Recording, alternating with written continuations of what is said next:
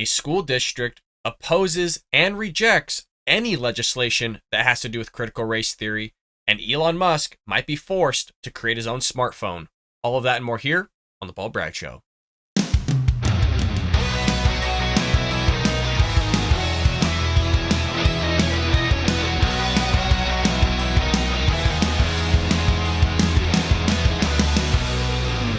Welcome to The Bald Brad Show.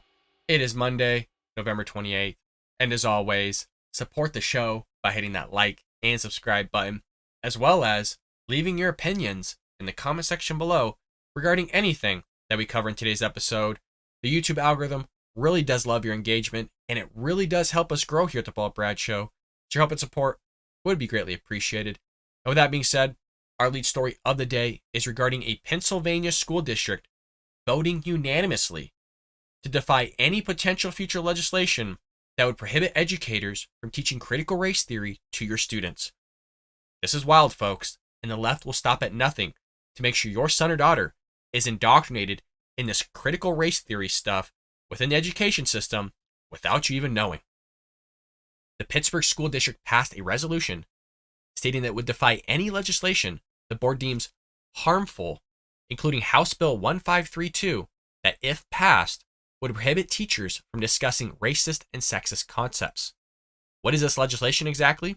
Well, it's the Teaching Racial and Universal Equality Act, and it would prevent educators from teaching students that one race or sex is inherently superior to another race or sex, or that an individual, by virtue of race or sex, is inherently racist, sexist, or oppressive, whether consciously or unconsciously. Basically, it stops people from teaching critical race theory in the classroom. So according to the legislation's description, HB 1532 is meant to put an end to the divisive nature of concepts more commonly known as critical race theory being taught to our children in schools, which is a good thing. We want this to end. It doesn't mean that you stop teaching history. It doesn't mean you stop teaching slavery or how there was people that were oppressed in the past. But there's aspects of critical race theory that says that you're inherently racist just by the color of your skin, whether you know that consciously or unconsciously. And by the way, there's nothing you could possibly do to remedy it. You just have to acknowledge it and make certain actions in your life and throughout your life that would make sure that other people aren't oppressed. It's wild. I'm telling you, this stuff is wild, folks. It's so disgusting. If you haven't read up on critical race theory or watched our past episodes, I highly recommend you read and also check those out. The bill argues that critical race theory further divides us by making it immutable traits of race and gender a prime factor in how we view others, exactly the opposite of what Martin Luther King's dream exactly stated and what he spoke about. But somehow the left preaches Martin Luther King's ideas, but then implements the various ideas that go against the very things that he spoke about. But they don't see it. For some reason, I don't know what it is, but they can't grasp these concepts and see the hypocrisy and the division that they've created, not even within their own ideology, but also in their actions. But then you talk about it and they still can't recognize it. I don't get it. I don't get it. Following the unanimous vote to pass a resolution to object any legislation prohibiting CRT, board member Devin Talaferrero told WTAE-TV, "This resolution, I think, is really important because it also tells our legislatures in Harrisburg that you don't get to decide how we educate our students and the environment that we create for them."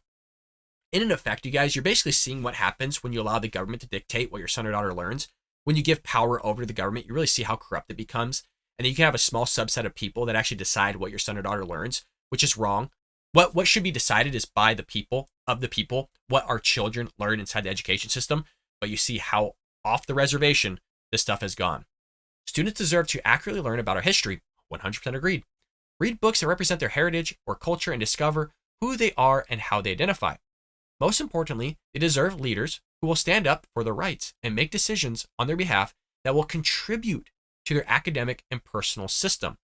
The school district argued that anti-CRT bills would prevent teachers from fostering an environment of belonging and accurately teaching students about history. This is what they do. And we got a video clip here in a moment with Ben Shapiro and Malcolm Nance on Real Time with Bill Maher that brings this out perfectly. The left have transitioned from, if we can't implement critical race theory in the classroom, then we can't teach history, which no Republican ever said, no conservative ever said. We want history to still be taught, but when you have these progressive leftists, these activist teachers going in the classroom and going beyond that aspect of history and talking about how white people are still oppressive today, that the system that was built is inherently for white people and you can't succeed as a black person or a minority or person of color, you're going beyond what history is teaching and now you're injecting an ideology that is patently false. Quote, the school district formally opposes and rejects any legislation that suppresses classroom discussion, promotes fear, intolerance, and hate, and devalues staff, students, and families of color, and LGBTQ plus students, staff, and families, the district wrote in a press release. I love that they talk about hate and tolerance and all these things, but the fact that you're literally having a white kid try to acknowledge that he's racist or she's racist, even though that they aren't in fact racist, that's not considered intolerant, that's not considered hate or divisive or anything like that. It's so amazing how they always just look at one aspect, and that one aspect is through a lens of their own viewing, rather than looking at everybody else's aspect that's in the classroom. Like I said, they literally don't see it. Pittsburgh School District plans to send the resolution to the bill's sponsors and the governor. Who knows what's going to happen with this, folks, but I'm telling you, they're not going to stop at anything to make sure your son or daughter is indoctrinated.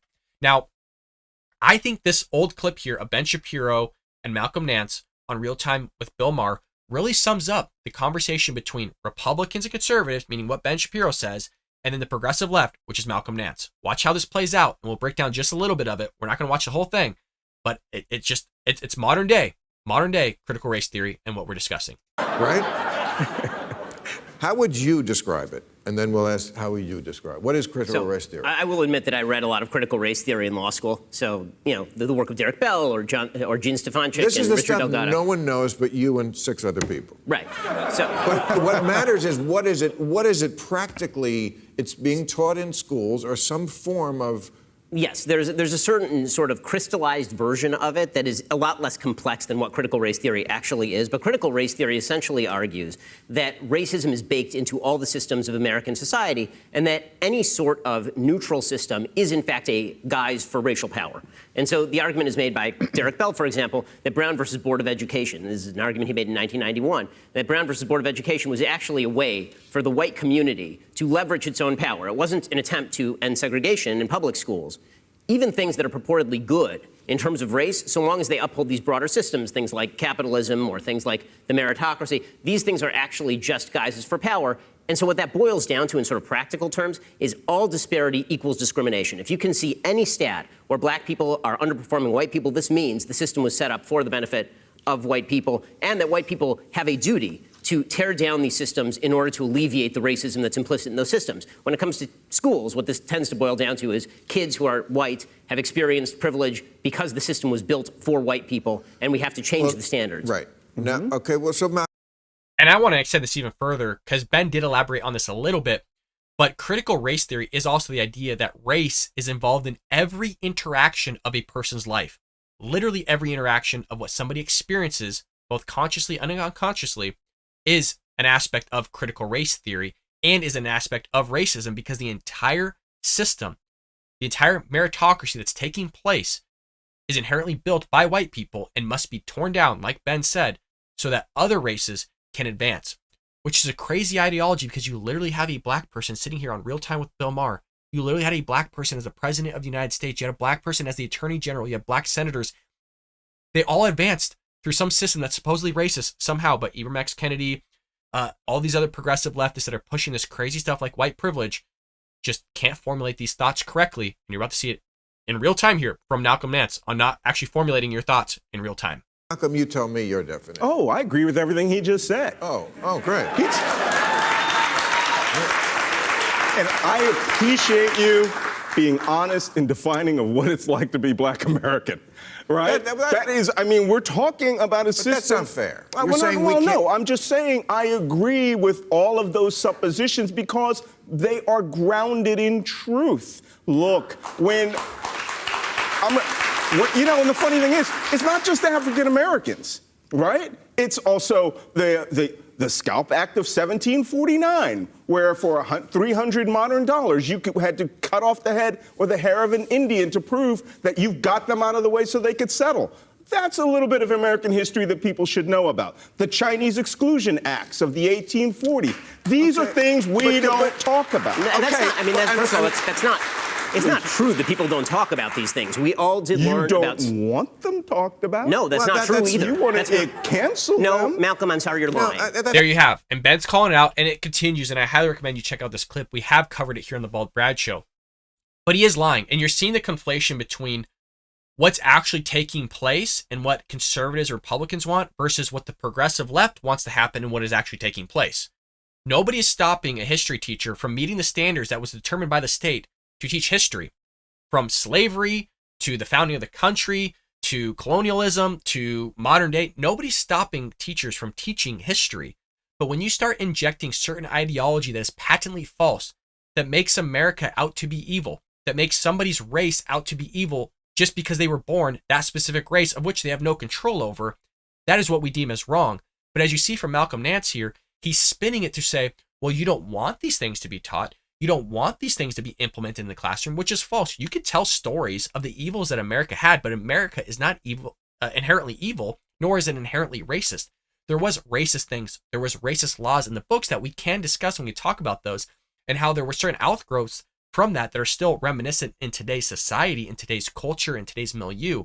But to say that it's inherently racist, that you're inherently racist because of the color of your skin, and the system that was built around supposedly your race and your color is oppressing those other people in the classroom, is just wild. And furthermore, I would also like to point out, as an educator, we can't be expected to teach everything about American history in the world. He's talking about specific little viewpoints, and if we want to decide as a society that those types of things be instituted in the classroom, hey, then so be it. We could teach those things. But we also have to understand, we only have so much time in the classroom to teach students about certain aspects of history. And I think we need to do a very specific and careful job in finding a fine balance of displaying the evils and the wrongs that America did in conjunction with the great and good that America did, and really see how America has prospered and made the world a better place. But you need to understand the progressive left don't want that. They inherently think America is an evil place. They think that whiteness and the color of your skin dictates so much of today's society. And that's why I said they think race is inculcated into all aspects of every situation of an individual life or lives. It's head spinning. You should do a deep dive in this, folks, because it's going to make your own head spin regarding just the craziness of these progressive left and the craziness that they want to sit there and indoctrinate in your son or child. I will tell you, if you talk to a teacher, even a Democratic teacher, they will tell you this stuff's not being taught in the classroom. They will roll your eyes at you. I am telling you as an educator, this stuff is being taught in the classroom. They are being taught that socialism is good. They're being taught that communism isn't that bad. They're being taught that socialism has succeeded in the Nordic countries, of which the Nordic countries are not socialist. They're capitalistic free market societies with pockets of socialism, or in other words, welfare within their own systems. They're teaching your son or daughter wrong. I'm telling you right now as an educator, I've seen it, I've heard it, I've witnessed it with my own eyes, with my own ears, and I've heard students talk about it and write papers on it. It is happening, folks. You need to show up at these meetings. You need to be present in your son or daughter's academics because they're being indoctrinated without you even knowing. Moving into our second story of the day, if you haven't already, make sure you hit that like and subscribe button. And if you're joining us just for the second segment, I highly recommend you go check out the first segment regarding critical race theory being injected within the classroom and legislation being stopped from it happening. It's crazy, folks. This next story here is actually kind of fun. We have Elon Musk potentially starting a new startup company that would create a smartphone if Apple and Google removes Twitter from the app stores. Now, if you recall a while ago, this happened to Parler. Parler was a social media platform that was created to go against the progressive left's Twitter. And yes, the left was progressive left. They literally sat there and suppressed the speech of conservatives. They continually ban conservatives.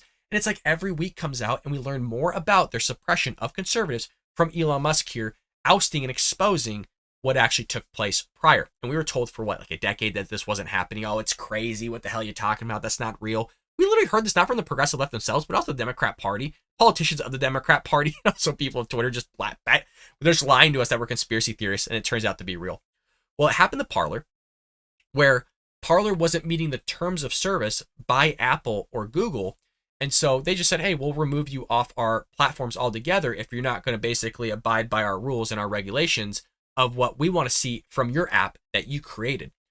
And in effect, basically made Parler obsolete and couldn't compete against Twitter. And now Parler, yeah, still around, but it's virtually non-existent compared to Twitter and these other apps. Well, Twitter CEO Elon Musk said Friday that he will start to create smartphones if Apple and Google remove Twitter from their app stores, a move that would be highly damaging to the social media company. I want to make it clear that I'm not a full-on Elon Musk fan. I think he's done some really good stuff, but he's also done some stuff that I don't like. So I can call it the things that are good, and I can call it the things that are bad. In the same way, there's things that Trump did that are good. There's things that Trump did that are bad. And I'm going to call it out. I don't think it's fair to just label myself as a conservative Republican and always just go, oh, well, conservatives are great. They do everything right. They're politicians. People mess up, including myself. We always have to be there to make sure that we're able to decide the nuances between what is good and what is bad. One thing I don't like of Elon Musk is he's promoting, or has been promoting, well, free speech should thrive regardless of what you say. And then we come to find out he's working with groups behind the scenes for basically divisive and hateful speech to determine what somebody says is right or wrong. He won't bring back Alex Jones, who I'm not a huge fan of. I find his conspiracy theories interesting, but I don't sit there and go for him for the know-all, be-all of all information. But because of what Alex Jones did, of which he repented for and also apologized multiple times and was sued for and owes $1 billion now, he won't bring him back because of the things that he said about the Sandy Hook victims. So you're kind of seeing an aspect of Elon Musk that he's not really pro-free speech. There's a lot of things that people like and did that I don't like, but I still think they should have a platform to voice their opinions and concerns about society, about politics, or about whatever they feel free to speak on. Not Elon Musk, folks. So don't get this picture of Elon Musk that he's sit there, oh, he's a right-winger because he's going to vote for Ron DeSantis, or oh, he's a conservative because he believes in free speech. Elon Musk has a side of him that is, I would like to say, maybe authoritarian or totalitarian in terms of suppressing somebody else's speech. He will do that, and he's going to do different forms of that on Twitter by giving people different labels of Twitter. He's going to suppress certain speech that is hateful. I don't like hate speech. I don't like racist slurs or racism or anything like that, but I also don't think people's speech should be suppressed. So there's this kind of this thing that Fox News is doing and certain outlets that are painting Elon Musk as almost a savior of free speech on Twitter and that he's not going to do anything bad. I'm calling it right here. I think this guy is going to sit there, and I think he's going to suppress speech. And I think he's not going to bring back everybody on Twitter like Alex Jones. But we'll see. We'll see. Hopefully I'm wrong. Musk's remarks came in response to a tweet from political commentator Liz Wheeler, who wrote, if Apple and Google boot Twitter from their app stores, Elon Musk should produce his own smartphone. And you wouldn't just have to produce your own smartphone. You would actually have to produce your own app store as well. So it goes a step further. Half the country would happily ditch the bias-snooping iPhone and Android, she said. The man builds rockets to Mars. A silly little smartphone would be easy, right? Well, Musk saw this and he responded, I certainly hope it does not come to that, but yes, if there is no other choice, I will make an alternative phone. Now, just because I'm not for all of the things that Musk has said and done, I am a free market capitalist. I do love competition.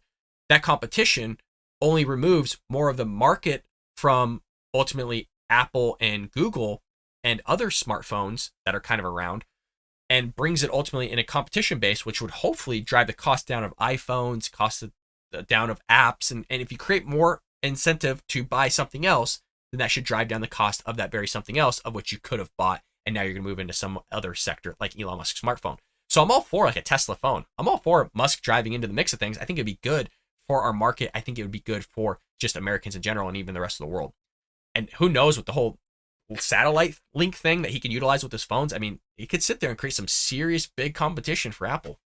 The statement from Musk comes amid pressure from advertisers and left-wing activists to police content that they deem to be hate speech. As we talked about, folks, hate speech is literally anything and everything that you deem as subjective to be harmful or hurtful to you. And I use those words hurtful very literally because they believe, the progressive left believe, that you saying something that's hurtful, that hurt their feelings, is actively hurting them, not just psychologically, but physically causing them harm. That's how they view this. And if the progressive left had their way, they would make sure that you go to jail for hate speech. So anything that's purely subjective, you could just say literally anything that they find hurtful, and they would want you to be arrested for that. Call the cops, call 911, get the officers up to your house, and now they're going to sit there and throw you in jail if the left had their way. And that's why it's so important that we have that Second Amendment, because at some point, the left are going to make a strong move to sit there and suppress and remove our free speech. They've already been chiseling away at it for some time. In the same way they've been chiseling away at our Second Amendment rights, folks, it will happen. I mean, literally, you have Joe Biden want to ban assault weapons, whatever the hell that means. And you literally, I did a short on this. I highly recommend you guys go check out the shorts because we need your help in the comment section. You're getting all these progressive leftists going, I don't know why citizens need guns. I know I'm going off on a tangent here, but I think it's important. It does circle back, I promise, like Jen Psaki. They're sitting there, I don't know why citizens need guns. I don't know why you would need a firearm. I don't know why you need this or that. Geez, I don't know, maybe because the governments go usurpacious and America is literally an outlier in terms of democracies and republics that's ever existed in human existence. and that governments have a tendency to go tyrannical. God, you can only look at, I don't know, the last 100 years of history, or hell, look at all of human history to come to that sort of conclusion. But for some reason, like Joe Biden said, there's no logical reason to have a firearm. There's no logical reason to have a semi-automatic gun, which practically all guns are semi-automatic. The guy's an idiot. You need to go check out that short, folks. I need your help on this, to get in the comments below and sit there and push patriotism, because you got a bunch of knuckleheads that don't know history because they'd rather be taught critical race theory from our first segment in the education system rather than teaching them real history of what you need to know. Musk responded to the pressure campaign this week by saying that the company has cracked down on hate speech. There you go. This is where we circle back. The suppression of free speech. This is why you need the Second Amendment, because there's going to be a time in American history where speech will slowly be chiseled away over 100 years, 200 years, to the point where you're not going to be able to have speech anymore. If you give up your guns, you give up your speech. You got Elon Musk here ultimately cracking down on hate speech, which I don't like. Again, I don't like hate speech, but if you don't like it, then don't freaking read it. Not every comment in my videos is nice. There's some people that write some really messed up stuff, but I'm not going to sit there and suppress their speech. They have a right to say it, and I got a right to not read it or ignore it. Hate speech impressions are down by 1/3 from pre-spike levels, Musk tweeted. Congrats to Twitter team. I have half a mind to wag my finger at the 1,500 accounts that caused the spike, but I shall forbear. Reducing the max allowed tweet/day to a number below what a speed typist on meth could do was helpful. Musk then responded to a question from Daily Wire host Jordan Peterson about how he defines hate speech. This is simply based on the same list of terms that Twitter used for some time, so ceteris paribus. So hate speech impressions are lower, which he's quoting. So he's just basically using what Twitter was doing before, which is why I talked about before that he's literally just utilizing certain teams that were there before, whether those are third-party teams or in-house teams as well. Not everybody got fired. But again, there's a certain viewpoint of what's being projected out there of Musk, that he's just a free speech advocate, which again, I don't think he's fully for. I do think he firmly believes in free speech, but his actions aren't really showing that aspect of pushing out their free speech. I know I'm repeating myself. Musk made the decision in response to the final results of a poll he tweeted Wednesday. The platform will begin unbanning accounts en masse except for those who broke the law or engage in excessive spam next week, he tweeted in response to the results. And I think by breaking the law, he's talking in terms of kind of Alex Jones and other people, because Alex Jones, by ruling of court, did in fact break the law, which is why he has to pay upwards of $1 billion. And I'm just using Alex Jones as an example because that's the one that's most current and one that's easiest to pull out of my mind.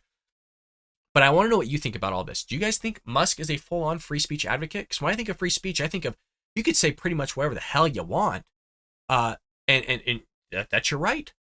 Whether you're progressive, left, right, communist, socialist, whatever, I think you have a right to say it. And then we all have a right to come in here and give good advice, good values, good information that will sit there and combat that very bad advice, that very bad viewpoint, that very bad information. Do you think Musk is a free, basically a free speechist, if that's even a word? Do you agree with what he's doing here on Twitter? Do you think Alex Jones should be back on Twitter?